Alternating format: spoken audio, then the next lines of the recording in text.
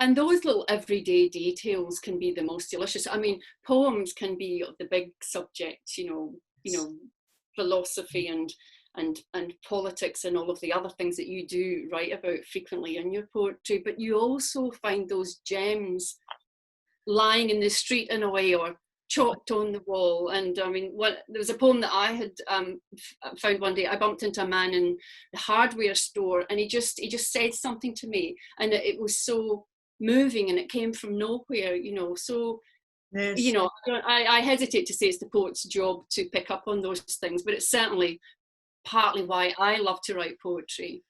Just I love your poems like that, and I think one of the things about poetry is that there are lots of different poets who do different things, and I think that's great. And I don't think we should all be doing the same thing. So I don't think there's any need for us as poets all to be doing the same thing. And funnily enough, in some ways, Glasgow Epiphany, and I did give it that grand name because I loved the idea of Glasgow, the city of Glasgow, which used to have such a kind of bad name in many ways. When I was wee and we went to England on our holidays, my mother used to say to us, we lived outside Glasgow, and my mum used to say to us, now whatever you do, you don't say that you're from Glasgow. This is for real.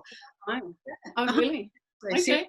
Seriously, we actually lived in the county of Stirling, but essentially Glasgow was our nearest city.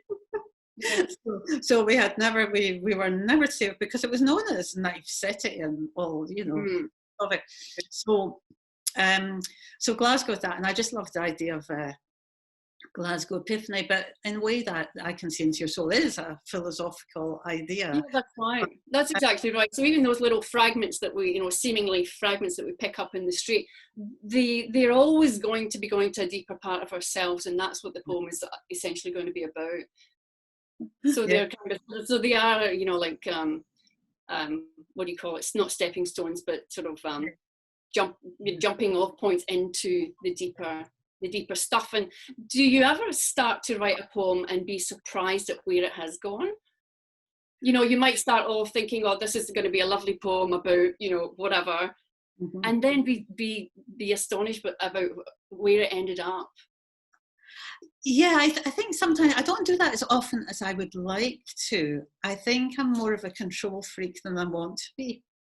So you're sort of controlling the poem, and taking it to where you want it to go. Yeah. Yeah, but you can hear that I'm a bit annoyed with myself. I think I need to get more Novocaine.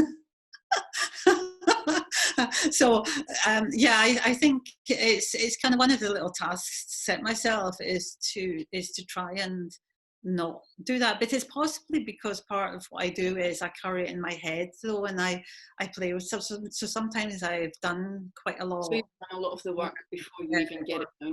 Before I put it down.